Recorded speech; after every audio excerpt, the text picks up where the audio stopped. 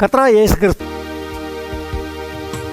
எல்லோருக்கும் மேலாக உயர்ந்தவர், உமக்கு மேல் ஒருவரும் இல்லையே. எல்லோருக்கும் மேலாக உயர்ந்தவர், உமக்கு மேல் ஒருவரும் இல்லையே. அல்லேலூயா, அல்லேலூயா, அல்லேலூயா, ஆமென். அல்லேலூயா, அல்லேலூயா, அல்லேலூயா, ஆமென். ஒருவரால் சிருஷ்டிக்கப்படாமலே தாமாக என்றென்றும் இருப்பவர், ஒருவரால் சிருஷ்டிக்கப்படாமலே தாமாக என்றென்றும் நாமத்தினாலே உங்கள் யாவரையும் வாழ்த்துகிறேன். நீங்கள் தேவனை அறிகிற அறிவிலே வளர்ந்து பரிசுத்த ஆவியிலே நிரம்பி ஆவியிலே பலன் கொண்டு இயேசு எப்படி இந்த பூமியிலே அவருடைய வேலையை செய்து முடித்தாரோ அதுபோல் நீங்களும் கர்த்தர் அழைத்த அழைப்பை உங்களுடைய வாழ்க்கையிலே நீங்கள் நிறைவேற்றி நல்ல சாட்சிகளாயிருந்து கர்த்தருக்கு மகிமையாய் வாழ நான் உங்களை வாழ்த்துகிறேன். அது மாத்திரமல்ல, அவருடைய பிள்ளைகளாக இருக்கிற கர்த்தருடைய பிள்ளைகளாக இருக்கிற எவருக்கும் கர்த்தரை தேடுகிறவர்களுக்கு ஒரு நன்மையும் குறைபடாது. அவரை நோக்கி பார்த்து பிரகாசம் அடைந்தார்கள், அவருடைய முகங்கள் வெட்கப்பட்டு போகவில்லை என்று எழுதியிருக்கிறது.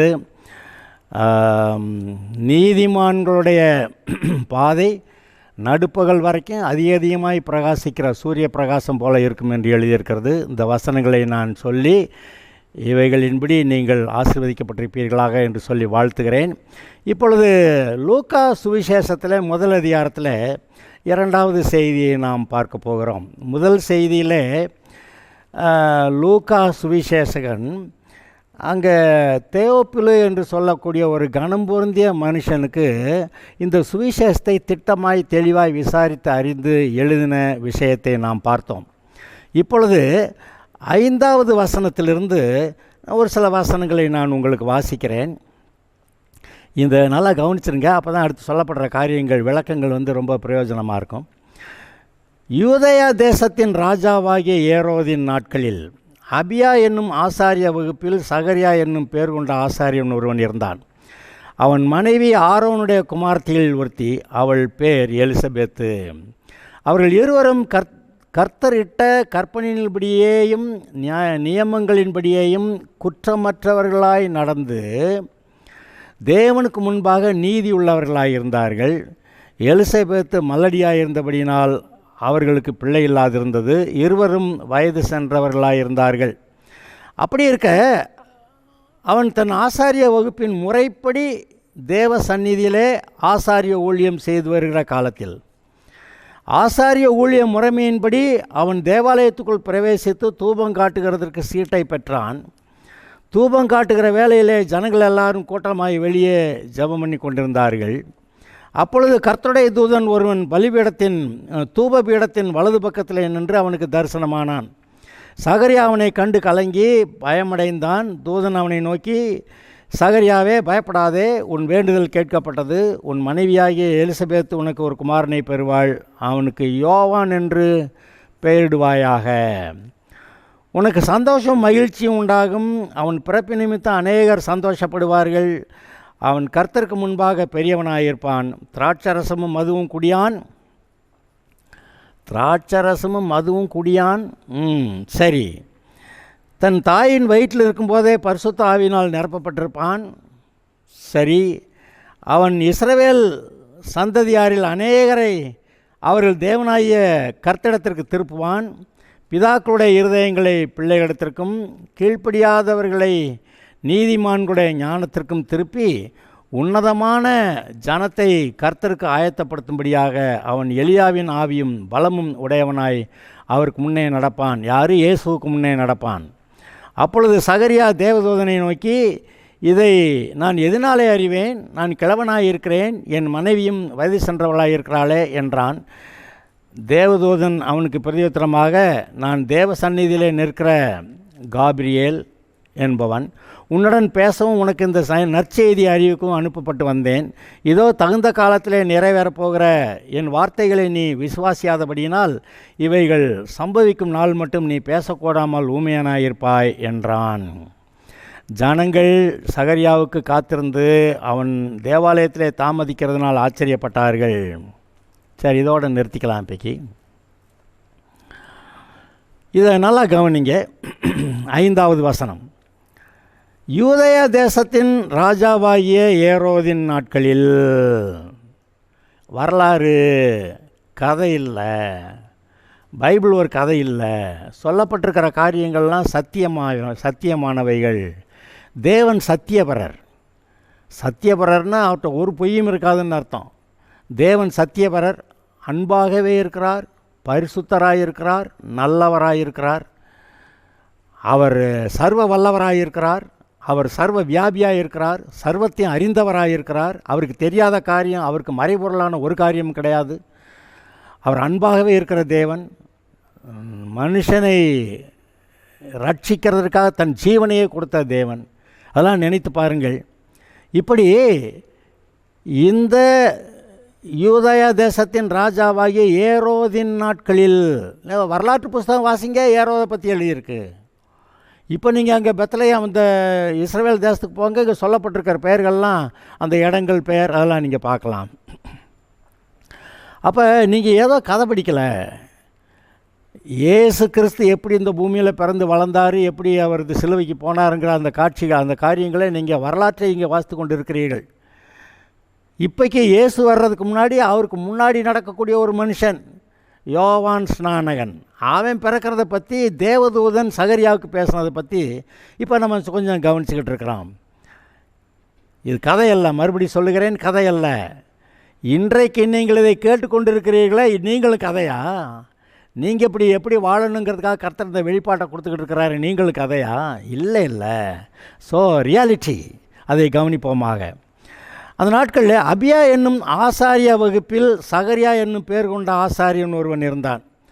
அந்த வம்ச வழியில் அநேகர் இருக்கிறாங்க. அதில் அபியா என்னும் ஆசாரிய வகுப்பில், ஆசாரியன்னாவே உடனே தெரிஞ்சிடும் யார் ஆசாரியனாக இருந்தாங்க, யார் லேவியர்களாக இருந்து அந்த அங்கே ஆலயத்தில் பணிவிடை செய்தாங்கன்னு எழுதியிருக்க வாசிச்சிருக்கீங்கல்ல.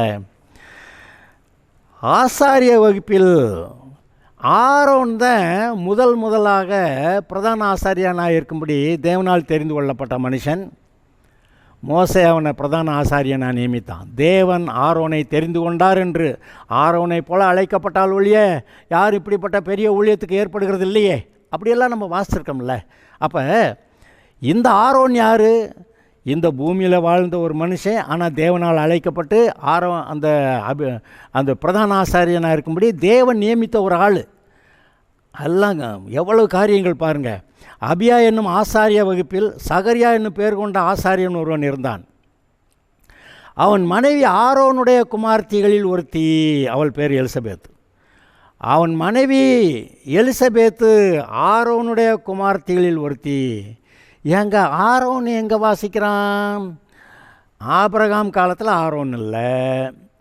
அந்த இஸ்ரவேலர் எகிப்து தேசத்தில் அங்கே அடிமைகளாக இருந்தாங்களே, அப்போ ஆரோன் இல்லை. ஆனால் மோசே பிறக்கிறப்ப இன்னன்னாருடைய பிள்ளையாக மோசே பிறக்கிறான். அப்படிங்கிறப்ப அவனுக்கு அண்ணன் ஒருத்தர் இருந்தான் ஆரோன்னு, அப்படியெல்லாம் வாசிக்கிறோமே. அந்த அண்ணன் ஆரோன், அந்த ஆரோன் பாருங்க, அந்த பிரதான ஆசாரியனாக நியமிக்கப்பட்டிருந்தான். அந்த பிரதான ஆசாரியனாகி ஆரோனுடைய குமார்த்தி, இந்த அபியா வம்சத்தில் இருந்த ஆரோனுடைய வம்சத்தில், அதான் ஆசாரியன் ஒருவன் ஆசாரிய வகுப்பில். அப்போ 2 பேருமே ஆரோனுடைய வம்ச வழியாக நீங்கள் பார்க்குறீங்க. ஆரோன் எதுக்கு? தேவனுடைய சமூகத்தில் வந்து அங்கே கர்த்தருடைய சமூகத்தில் இருந்து ஜனங்களுக்காக கர்த்தரத்தில் பேச ஜெபம் பண்ண, அப்புறம் தேவனுடைய வார்த்தைகளை ஆசீர்வாதங்களை ஜனங்களுக்கு சொல்ல, இப்படி தேவனுக்கும் மனுஷனுக்கும் நடுவில் பாலமாக நின்ன ஒரு மனுஷன் ஆரோன். இன்றைக்கு நீங்களும் கூட நீங்கள் தேவனுக்கும் உங்களை சுற்றியில் இருக்கிற மனுஷருக்கும் நடுவில் நின்று அவர்களை பற்றி தேவனிடத்தில் பேசுகிற, ஜெபம் பண்ணுகிற, அப்புறம் தேவனுடைய வார்த்தைகளை அவங்களுக்கு சொல்லக்கூடிய ஆட்களாக நீங்கள் இருக்கிறீங்கன்னா, நீங்கள் ஆவிக்குரிய ரீதியில் ஒரு ஆரோனுடைய குமாரன் குமார்த்தியாக நீங்கள் நினச்சி பார்க்குறீங்களா?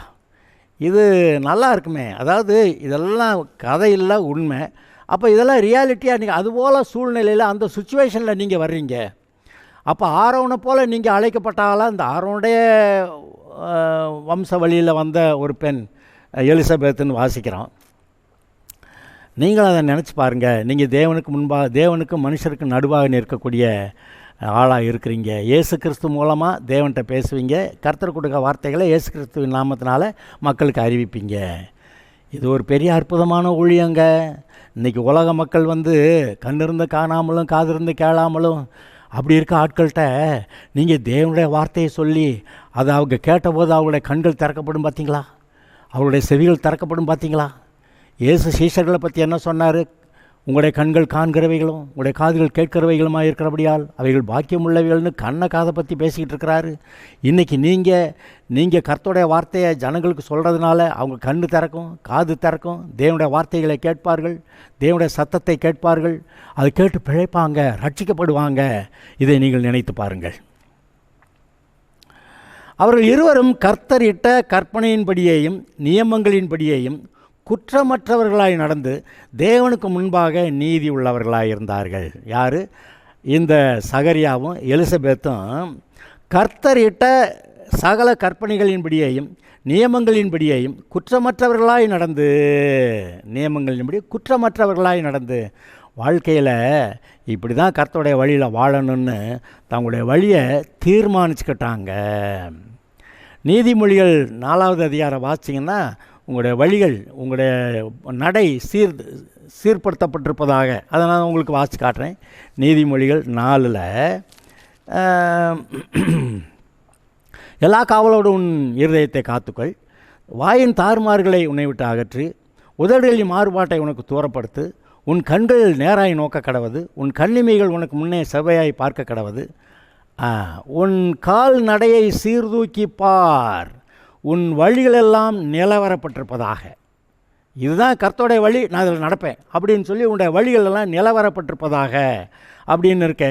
வலதுபுறமாவது இடதுபுறமாவது சாயாதே, உன் காலை தீமைக்கு விலக்குவாயாகன்னு எழுதியிருக்கேன். இதுபோல் இங்கே இந்த சகரியாவும் இந்த எலிசபெத்தும் கர்த்தருடைய நியமங்களின்படியே குற்றமற்றவர்களாய் நடந்து தேவனுக்கு முன்பாக நீதி உள்ளவர்களாக இருந்தார்கள்.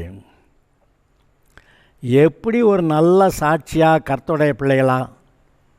தானியேல் தீர்க்கதரிசியை பற்றி வாசிக்கும்போது குற்றச்சாட்டுகளுக்கு அப்பாற்பட்டவனாக இருந்தான்னு வாசிக்கிறோம். அது மேலே குற்றம் கண்டுபிடிக்கிறதுக்கு என்னமோ முயற்சி பண்ணாங்க, ஒன்றும் பண்ண முடியல. அவன்கிட்ட குற்றமே கண்டுபிடிக்க முடியலை. கடைசிக்கு இவன் கும்பிட்ற சாமியை வச்சு குற்றம் கண்டுபிடிச்சிடலான்னு சொல்லி ஒரு மாதத்துக்கு ராஜாவே உம்மை தவிர ஜனங்கள் யாருமே உம்மை தவிர யாரையும் கடவுளாக கும்பிடக்கூடாதுன்னு சொல்லி எழுதி வாங்கி முத்திரை போட்டாங்க. அதில் தானியேல் மாட்டிக்கிட்டான். அப்போ தானியேல் குற்றமற்றவனா, குற்றச்சாட்டுகளுக்கு அப்பாற்பட்டவனாக இருந்தான் அப்படின்னு சொல்லி வாசிக்கிறோம். அதுபோல் நாம் குற்றச்சாட்டுகளுக்கு அப்பாற்பட்டவர்களாக வாழலாம். இப்போ இயேசுவை பற்றி குற்றம் சொன்னாங்க, அந்த குற்றமெல்லாம் பொய்ன்னு வந்துருச்சு. அதுபோல் இயேசுவே சொல்கிறாரு, உங்கள் பேரில் பலவிதமான தீமையான மொழிகளை பொய்யாய் சொல்வார்களானால் நீங்கள் பாக்கியவான்களாக இருப்பீர்கள். அதை நினச்சி பாருங்கள். இப்போ நீங்களாச்சு கர்த்தராச்சு, கர்த்தர் முன்னாடி உங்கள் மனசாட்சி உங்களை கிளியர் பண்ணால் ஓகே. உங்கள் மனசாட்சி உங்களை குற்றவாளின்னு சொல்கிறப்ப தானே மாட்டிக்குது. அதை 1 யோவானில் ஒரு வசனத்தை நான் உங்களுக்கு வாசி காட்டிடுறேன். 1 யோவான் அதில் 3வது அதிகாரத்தில் 20வது வசனம், நம்முடைய இருதயமே நம்மை குற்றவாளிகளாக தீர்க்குமானால் தேவன் நம்முடைய இருதயத்திலும் பெரியவராக இருந்து சகலத்தையும் அறிந்திருக்கிறார். பிரியமானவர்களே, நம்முடைய இருதயம் நம்மை குற்றவாளிகள் என்று தீர்க்காதிருந்தால் நாம் தேவனிடத்தில் தைரியம் கொண்டிருந்து அவருடைய கற்பனைகளை நாம் கை கொண்டு அவருக்கு முன்பாக பிரியமாக இருக்கிறவைகளை செய்கிறபடியினால் நாம் வேண்டிக் கொள்கிறது எதுவோ அதை அவராலே பெற்றுக்கொள்ளுகிறோம். அப்படி இருக்குது. அப்போ நம்முடைய இருதயம் நம்மளை குற்றவாளியாக சொல்லுதா இல்லையாங்கிறது மட்டும்தான் கேள்வி. யார் என்ன சொல்கிறாங்கிறத பற்றி பேச்சே கிடையாது. அப்படி நீங்கள் கர்த்தருக்கு முன்பாக இந்த சகரியா எலிசபெத் போல குற்றமற்றவர்களாய் தேவன் உங்களுடைய இருதயத்தை காண்கிறார். மனுஷன் முகத்தை பார்க்குறான், மற்றவங்க உங்களை பற்றி என்ன சொல்கிறாங்கங்கிறது கவலைப்படாதீங்க. கர்த்தர் இருதயத்தை பார்க்கிறார். உங்களுடைய இருதயம் சுத்தமாக நல்லா இருந்ததுன்னா, இருதயத்தில் சுத்தமுள்ளவர்கள் பாக்கியவான்கள், அவர்கள் தேவனை தரிசிப்பார்கள். தரிசிப்பது மட்டுமில்லை, அவர்கள் தேவனுடைய ஆவியினால் நடத்தப்படுகிறார்கள், அவர்கள் தேவனுடைய புத்திரராக இருக்கிறார்கள். You can be happy, you can take, அதாவது இதை பற்றி நீங்கள் மேன்மை பாராட்டலாம். தேவனை அறிந்திருக்கிறதுனால நீங்கள் மேன்மை பாராட்டலாம் அப்படின்னு பைபிள் சொல்லு. வேறு எதை குறித்து மேன்மை பாராட்ட முடியாது. நான் படிச்சிருக்கேன், பணம் இருக்குது, நான் உயர்ந்திருக்கிறேன், என்னென்னத்தையோ பலசாலி, அதிலெல்லாம் பெருமை பாராட்டாதன்னு சொல்லுகிறவர், நானே தேவன் என்று அறிந்திருக்கிறதுனால நீ மேன்மை பாராட்டலாம் என்று சொல்லுகிறார். நான் சொல்கிறேன், நீங்கள் கர்த்தரை அறிந்திருக்கிறதுனால நீங்கள் மேன்மை பாராட்டலாம். மற்ற எல்லோரும் செத்து நரகம் போகிற ஆளுங்க, நீங்கள் பரலோகம் போகிற ஆளுங்க. அவங்கெல்லாம் ஒரு கூட்டம் தேவனை அறியாத இருளிலே வாழுகிற, பாவத்திலே வாழுகிற, அந்த அந்தகாரத்தில் அசுத்தத்தில் வாழுகிறவர்களாக இருக்கும்போது நீங்கள் ஜீவனுக்குட்பட்டவர்களாய் பரிசுத்தத்திலே, நீதியிலே, கர்த்தருடைய வெளிச்சத்திலே வாழுகிற இதை நீங்கள் நினைத்து பாருங்கள். எலிசபெத்து மலடியாக இருந்தபடியினால் அவர்களுக்கு பிள்ளை இல்லாதிருந்தது. இருவரும் வயது சென்றவர்களாக இருந்தார்கள். இப்போ ஒரு பெரிய கேள்வி, இவங்க என்னையா பாவம் செஞ்சாங்க, இவங்களுக்கு பிள்ளையெல்லாம் போச்சு அப்படின்னு சொல்லி இன்றைக்கு விசுவாசிகளுடைய வட்டத்தில் கூட சிலருக்கு பிள்ளை இல்லாமல் இருக்கிறது. அதனால் சிலர் சொல்லுவாங்க, அவள் செஞ்ச அந்த பாவத்தினால, இவன் செஞ்ச அந்த பாவத்தினால, அதனால் அவங்களுக்கு பிள்ளை இல்லாமல் போச்சு, அந்த குடும்பத்தில், அந்த வம்ச வழியில் இதெல்லாம் அப்படி ஆக்கும் இப்படி ஆக்கும் என்று சொல்லி கண்டபடி பேசுகிறவர்கள் உங்களை சுற்றிலும் நிறைய இருப்பாங்க. அதெல்லாம் அந்த சட்டையில் ஒட்டின தூசியை தட்டி விட்ற மாதிரி தட்டி விட்டுறணும். அந்த பேச்சுகளை நீங்கள் எடுக்கக்கூடாது. அதெல்லாம் நம்ம மனசில் வச்சோம்னா நம்ம அந்த வார்த்தையினாலேயே ஈட்டியில் குத்துற மாதிரி குத்தி நம்மளை கொன்றுவாங்க. உலகம் அவ்வளோ பயங்கரமானது. அது சொந்தக்காரர்களாக இருக்கலாம், நண்பர்களாக கூட இருக்கலாம். முட்டாத்தனமாக அதை பேசி நம்மளை துன்பப்படுத்துகிறாங்க, வருத்தப்படுத்துகிறாங்கன்னு தெரியாமல் கூட அதை பேசி ரொம்ப நம்மளை கவலைக்குட்படுத்துவார்கள். ஆனால் கவலை வந்தோன்னா அது பயங்கரம், அப்படியே உங்களை மடிய பண்ணிடும். எலிசபெத்து சகரியா 2 பேரும், இது கர்த்தருடைய சாட்சி, பைபிளில் எழுதியிருக்கு. கர்த்தர் சொல்கிறாரு, எலிசபெத்து மலடியாக இருந்தபடியினால் அவர்களுக்கு பிள்ளை இல்லாதிருந்தது, இருவரும் வயது சென்றவர்களாக இருந்தார்கள். ஆனால் இருவரும் கர்த்தருடைய கற்பனைகளின்படியும் நியமங்களின்படியும் குற்றமற்றவர்களாய் நடந்து தேவனுக்கு முன்பாக நீதியுள்ளவர்களாக இருந்தார்கள். கர்த்தர் தான் அப்படி சாட்சி சொல்கிறாரு. கர்த்தர் உங்களை குறித்து சொல்லுகிற காட்சி உங்களுடைய இருதயத்தை, அந்த சாட்சி உங்களுடைய இருதயத்தில் தெரிகிறது. கர்த்தர் உங்களை பற்றி என்ன சொல்கிறார் என்று அந்த சாட்சி உங்களுடைய இருதயத்தில் தெரிகிறது அல்லவா?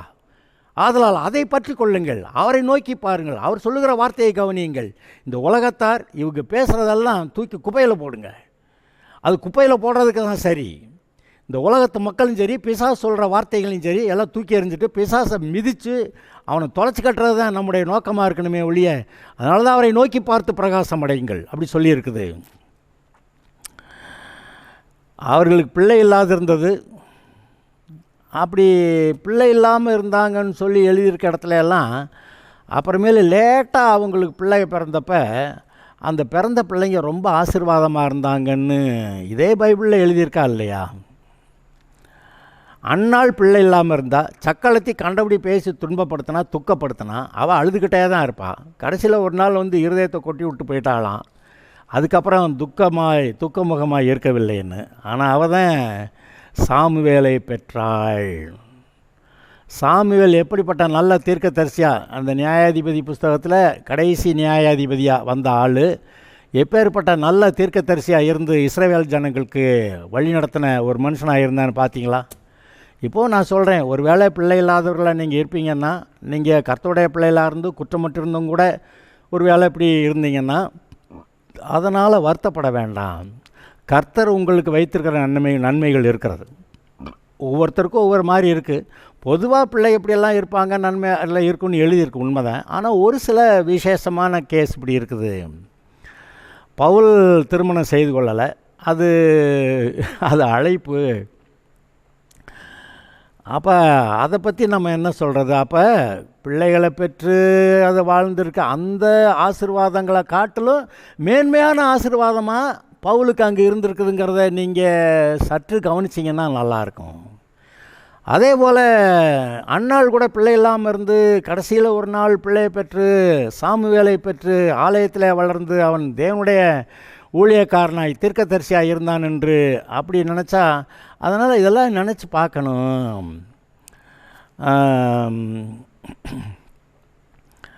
ஈசாக்கு கூட ஆரம்பத்தில் கொஞ்ச நாளைக்கு பிள்ளை இல்லாமல் தான் இருந்தான். அதெல்லாம் நீங்கள் நினச்சி பாருங்கள். யாக்கோபு கூட ராகேல் சொல்கிறா, எனக்கு பிள்ளை கொடு இல்லாட்டி சாகிறேன் அப்படிங்கிறா. இவன் சொல்கிறான், நான் என்ன தேவனா அப்படிங்கிறான். ஆனால் அவளையும் கர்த்தர் நினைத்தறினார், 2 பிள்ளைகளை கொடுத்தாரு. நீங்கள் வாசிக்கிறீங்க. இதெல்லாம் சில காரியங்கள் நம்முடைய புத்தி கெட்டாததாக இருக்கலாம். ஆனால் அவரவருடைய இருதயங்களிலே கர்த்தர் என்ன சொல்லுகிறார் என்று நன்றாய் கவனித்தால் அவரவருக்குள்ளே சமாதானமும் வரும், பலனும் வரும். ஏன் இப்போ நம்ம கர்த்தருடைய ஊழியக்காரர்கள்லாம் சிலர் கல்யாணம் பண்ணி பிள்ளை இல்லாமல் இருந்து கர்த்தருடைய ஊழியத்தை செய்கிற ஆளுகள்லாம் இல்லையா? இருக்கிறாங்கல்ல. அப்போ கர்த்தருடைய அழைப்பு ஒவ்வொருத்தருக்கும் ஒவ்வொரு மாதிரியாக இருக்குதுங்கிறத நம்ம பார்க்கலாம். அழைப்பு வித்தியாசமாக இருந்தால் தெரியும். நம்முடைய இருதயத்தில் சமாதானம் இருக்கும், பலன் இருக்கும். அதனால் இதை பற்றி யாரும் கவலைப்படக்கூடாது. இங்கே அப்படி இருக்க அவன் தன் ஆசாரிய வகுப்பின் முறைப்படி தேவ சந்நிதியிலே ஆசாரிய ஊழியம் செய்து வருகிற காலத்தில், ஆசாரிய ஊழிய முறைமையின்படி அவன் தேவாலயத்துக்குள் பிரவேசித்து தூபம் காட்டுகிறதற்கு சீட்டை பெற்றான். ஆரோன் பிரதான ஆசாரியன். அப்புறம் அவனுடைய பிள்ளைக மகைங்க தான் ஆசாரியர்களாக இருக்கணும்னு சொல்லியிருந்தார். அந்த வம்சவழியில், ஆரோனுடைய வம்சவழியில் இப்போ இந்த இயேசு கிறிஸ்து பிறக்கிற காலத்துக்கு முன்னாடி இருந்த சகரியா, எலிசபெத் இவர்களுடைய காலத்தில் நீங்கள் பார்த்தீங்கன்னா அநேக ஆசாரியர்கள் இருக்கிறாங்க. நான் ஆசாரியன், அதனால் போய் நான் தூபம் காட்ட போகிறேன் அப்படி சொல்ல முடியாது. பிரதான ஆசாரியன் வருஷத்துக்கு ஒரு தடவை ஆட்டுக்குட்டியோட ரத்தத்தோட அங்கே போய் மகா பரிசுத்தத்தில் ஸ்தலத்தில் நுழைஞ்சு 7 தரம் அந்த கர்த்தருடைய பெட்டியின் மேலே, கிருபாசனத்தின் மேலே ரத்தத்தை தெளிக்கணும்.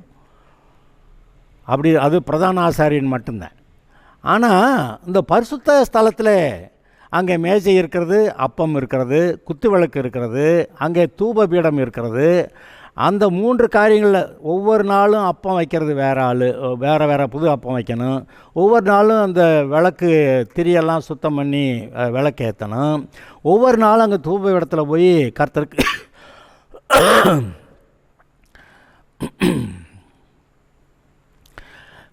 அங்கே தூபம் போடணும். இந்த வேலைகளை செய்கிறதுக்கு நானும் நீன்னு அப்படி போட்டி போட்டுக்கலாமல் சீட்டு போட்டு இன்றைக்கி நீ அப்படின்னு சொல்லி குறித்ததில் இந்த இடத்துல ஆசாரிய ஊழிய முறைமையின்படி அவன் தேவாலயத்துக்குள் பிரவேசித்து தூபம் காட்டுகிறதற்கு சீட்டை பெற்றான். அப்போ கர்த்தர் அவனை அந்த நாளில் அனுப்புகிறாரு. தூபம் காட்டுகிற வேலையிலே ஜனங்கள் எல்லாரும் கூட்டமாய் வெளியே ஜெபம் பண்ணி கொண்டிருந்தார்கள். இந்த பரிசுத்த ஸ்தலத்துக்குள்ளே ஆசாரியன் போகிறான்னாவே அங்கே ஒரு கூட்டம் ஜனம் அங்கே நின்று பார்த்து ஜெபம் பண்ணிக்கிட்டு இருக்கு. ஏன்னா அந்த ஜனங்களுக்காக இவன் போய் பிராயசத்தம் செய்கிறான். அங்கே போய் அந்த தூப பீடத்தில் தூபம் போடுறான். கர்த்தருக்கு அந்த அந்த இதில் மேஜையில் சமூக தப்பங்களை வைக்கிறான். தூபத்தை அந்த குத்து விளக்கு ஏற்றுறான். இது எல்லாமே ஒவ்வொன்றில் ஒரு பெரிய அர்த்தம் இருக்கிறது. அதை செய்யும்போது எங்களுக்காக வேண்டுதல் செய்கிற ஆசாரியன் உள்ளே போகிறான்னு சொல்லி எல்லோரும் உட்காந்து ஆண்டவரே ஆண்டவரே எனக்கு இது வேணும் அது வேணும் அவங்கவங்க காரியத்தை கேட்டுக்கிட்டு இருக்கிறாங்க, ஜெபம் பண்ணி கொண்டிருந்தார்கள். அப்பொழுது கர்த்தருடைய தூதன் ஒருவன் தூபபீடத்தின் வலது பக்கத்தில் நின்று அவனுக்கு தரிசனமானான். அந்த பரிசுத்த ஸ்தலத்தில் 3 முக்கியமான பொருள்கள். ஒன்று, அந்த மகா பரிசுத்த ஸ்தலத்துக்கு போகிற திரைச்சீலைக்கு முன்னாடி இங்கே தூப பீடம் இருக்கிறது. அனுதினமும் ஆசாரியன் போய் அங்கே தூபம் போடணும். அப்புறம் அந்த பரிசுத்த ஸ்தலத்தில் வலது பக்கத்தில் சமூக தப்பங்களை வைக்கிற மேஜை, இடது பக்கத்தில் குத்து விளக்கு, 7 அகல்களுடைய குத்து விளக்கு. ஒவ்வொரு நாளும் அங்கே போகணும், அங்கே கர்த்தருக்கு ஊழியம் செய்யணும். அங்கே தூப பீடத்துக்கு வலது பக்கத்தில் நீங்கள் அந்த படத்தை மனசில் வச்சுக்கிட்டு நினச்சி பாருங்கள். அந்த தூப பீடத்துக்கு வலது பக்கத்தில் தூதன் நிற்கிறான். நின்று சகரியாவுக்கு தரிசனமானான். சகரியா அவனை கண்டு கலங்கி ஐயோ இது என்னது, மிரண்டு கலங்கி பயமடைந்தான். தூதன் அவனை நோக்கி, சகரியாவே பயப்படாதே, உன் வேண்டுதல் கேட்கப்பட்டது. உன் மனைவியாய எலிசபெத் உனக்கு ஒரு குமாரனை பெறுவாள். அவனுக்கு யோவான் என்று பெயரிடுவாயாக. ஏங்க இவங்கெல்லாம் வயது சென்றவர்களாக இருந்தாங்கன்னு எழுதியிருக்குது. இன்னுமே பிள்ளை பெற்றுக்கிறதுக்கு எப்படி ஆபிரகாமும் சாராலும் பிள்ளை பெற்றுக்கொள்ள முடியாத நிலைமை இருந்தாங்களோ அதுபோல் இவங்களும் அப்படி ஆகிட்டாங்க. அதனால் இனிமேல் பிள்ளை பெற்றுக்கொள்ளக்கூடிய நம்பிக்கையே இல்லை. இப்படி தூதன் வந்து பிள்ளை பெற்று அது எப்படி நடக்கும்னு நாங்கள் வயது சென்றவர்களாக இருக்கிறோம்னு இந்த சகரியா சொல்கிறத கேட்குறான். அப்போ அங்கே போய் நின்றுட்டு தூதன் சொல்கிறான், எலிசபெத்து உனக்கு ஒரு குமாரனை பெறுவாள். அவனுக்கு யோவான் என்று பெயரிடுவாயாக. இவங்கெல்லாம் வேண்டின காலம் எது? அவங்க வயசு இருந்த காலத்தில் எங்களுக்கு பிள்ளை வேணும் பிள்ளை வேணும் பிள்ளை வேணும் ஆண்டவரே எத்தனை நாள் உபவாசம் போட்டிருப்பாங்க, மன்றாடி ஜெபிச்சிருப்பாங்க. ஒன்றும் பதில் வந்த மாதிரி தெரில. ஆனால் அப்பொழுது வந்திருந்தா ஒருவேளை பிள்ளை வந்திருந்தா அப்போ இருந்த ஆசீர்வாதம் அது ஆசீர்வாதங்களை காட்டிலும் மேன்மையான ஆசீர்வாதத்தை இவங்களுக்கு கர்த்தர் கொடுக்குறாரு. என்னன்னு கேட்டால் இயேசு கிறிஸ்து வர்றாரு. அவருக்கு முன்னாடி நடக்கக்கூடிய பைலட் வெஹிக்கிள் மாதிரி போம் போம் பம் இயேசு வருகிறார், பாம் பாம் பாம் கர்த்தர் வருகிறார் அப்படி சொல்கிற ஆளா இந்த யோவான் வர்றாங்கிறது எவ்வளோ பெரிய விசேஷமான காரியம். அதான் பாருங்கள், தாமதம் ஆகுதுங்கிறப்பெல்லாம் அதான் உண்மையாக கர்த்தருடைய பிள்ளையாக இருக்கிறவங்களுக்கு நான் சொல்கிறேன். பாவத்தில் வாழ்கிறவங்கள பற்றி நான் பேசலை. நம்ம கர்த்தருடைய பிள்ளைக, சபைக்குட்பட்டவர்கள், தேவனுடைய பிள்ளைகள், பரிசுத்த பெற்றவர்கள், தேவனுக்கு பிரியமாக நடக்கிறவர்கள், அவர்களை பற்றி பேசிகிட்டு இருக்கிறேன். எது குறைவாக இருந்தாலும் அதை பற்றி நாம் இப்பொழுது கவலைப்பட வேண்டாம். அதெல்லாம் கர்த்தர்ட்ட வார்த்தை போட்டுட்டு பேசாமல் நடக்கலாம். சொல்கிறான், அந்த தூதன் சொல்கிறான், யோவான் என்று பெயரிடுவாயா. பேர் வச்சு விட்டு போகிறான், இதுதான் பேர் வைக்கணும், வேறு பேர் வைக்காதேன்னு. உனக்கு சந்தோஷமும் மகிழ்ச்சியும் உண்டாகும். அவன் பிறப்பு நிமித்தம் அநேகர் சந்தோஷப்படுவார்கள். ஆசீர்வாதமாக பிறக்கிற பிள்ளைங்க, அவன் பிறக்கிறதுனால அநேகர் சந்தோஷப்படுவாங்கன்னு கர்த்தருடைய வார்த்தையை தூதனுக்கு அறிவிக்கிற விஷயத்தை நீங்கள் பார்க்குறீங்க. எவ்வளோ பெரிய அற்புதம்னு நீங்கள் பாருங்கள். அவன் கர்த்தருக்கு முன்பாக பெரியவனாக இருப்பான். ஆஹா, கர்த்தருடைய பிள்ளைகளாக உண்மையாக இருந்தவங்களுக்கு கர்த்தர் வந்து பிள்ளையை கொடுத்து ஆசீர்வாதத்தை சொல்கிறப்ப என்ன சொல்கிறாரு பாருங்கள். அவன் கர்த்தருக்கு முன்பாக பெரியவனாக இருப்பான். திராட்சரசமும் மதுவும் குடியான். இந்த திராட்சரசமும் மதுவும் தானே புத்தியை கெடுக்க பார்க்குது. மதுவை குடித்தவொடனே லூஸ் தானம் வந்துடுது. தன் தாயின் வயிற்றில் இருக்கும்போதே பரிசுத்த ஆவியினால் நிரப்பப்பட்டிருப்பான்.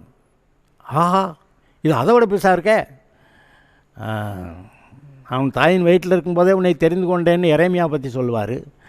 அது மட்டும் இல்லை, தாவீது சொல்கிறான், என்னுடைய பிறக்கும்போது கற்பத்தில் என்னுடைய எலும்புகள் உருவாகிற தேதியெல்லாம் உம்முடைய புஸ்தகத்தில் எழுதியிருந்துச்சேன்றான். நான் அப்படி அற்புத விதமாய் என்னுடைய சிருஷ்டிப்பு, அப்பேற்பட்ட அற்புத விதமாக உங்களுடைய சிருஷ்டிப்பு, நீங்கள் பிறந்தது, தேவன் உங்களை தெரிந்து கொண்டது, அப்படி நீங்கள் அற்புதமாக இருக்கீங்கிறத நீங்கள் நினச்சி பாருங்கள். அவன் பரிசுத்த ஆவியால் நிரப்பப்பட்டிருப்பான். அவன் இஸ்ரவேல் சந்ததியாரில் அநேகரை அவர்கள் தேவனாய கர்த்தரிடத்தில் திருப்புவான். பிதாக்களுடைய இருதயங்களை பிள்ளைகளிடத்திற்கும், கீழ்ப்படியாதவர்களை நீதிமான்களுடைய ஞானத்திற்கும் திருப்பி உத்தமமான ஜனத்தை கர்த்தருக்கு ஆயத்தம் பண்ணும்படியாக. அது யாரெல்லாம் உத்தம இருதயத்தோடு இருக்காங்களோ அவங்களாம் ரட்சிக்கப்பட்டு கர்த்தருக்குள்ளே வரப்படும்படியாக அவன் எலியாவின் ஆவியும் பலமும் உடையவனாய் அவருக்கு முன்னே நடப்பான் என்றான். இது ஒரு பெரிய ஆசீர்வாதம் இல்லையா? இதை நினைத்து பாருங்கள். உங்களுடைய பிள்ளைகள் இப்படி கர்த்தருக்குள்ளாக வளருவார்கள், பெரியவர்களாக இருப்பார்கள், பரிசுத்த ஆவியில் நிரப்பப்பட்டிருப்பார்கள். அவர்கள் பிதாக்களுடைய இருதயங்களை பிள்ளைகளிடத்திற்கு, கீழ்ப்படியாதவர்களுடைய இருதயங்களை நீதிமான்களுடைய ஞானத்துக்கு திருப்புறவங்களா உங்கள் பிள்ளைய இருப்பாங்கன்னு உங்கள் பிள்ளைங்களை அப்படி தானே எழுதியிருக்கு. உங்களுடைய பிள்ளையோட சமாதானம் பெரிதாக இருக்கும், அவர்கள் கர்த்தரால் போதிக்கப்பட்டிருப்பார்கள் எழுதியிருக்கா. உத்தமமான ஜனத்தை கர்த்தருக்கு ஆயத்தம் பண்ணும்படியாக அவன் எலியாவின் ஆவியும் பலமும் உடையவனாய் அவருக்கு முன்னே நடப்பான். அல்லேலூயா. உங்கள் பிள்ளைகளை பற்றி கூட நீங்கள் அதை சற்று நினச்சி பார்த்து கர்த்தருக்கு நன்றி சொல்லி எப்படியெல்லாம் உங்கள் பிள்ளைகளை நீங்கள் இயேசு நாமத்தினால் வாழ்த்தணுமோ வாழ்த்துங்க. நீங்கள் நில்லுங்க. அந்த சகரியா போல், எலிசபெத்தை போல் நீங்கள் நிற்கலாம். உங்களுக்கு பிறக்கிற பிள்ளை ஆசீர்வாதமாக இருக்கும், கர்த்தருக்கு முன்பாக பெரியவனாக இருப்பான் என்று எழுதியிருக்கிறது. Okay, god bless you.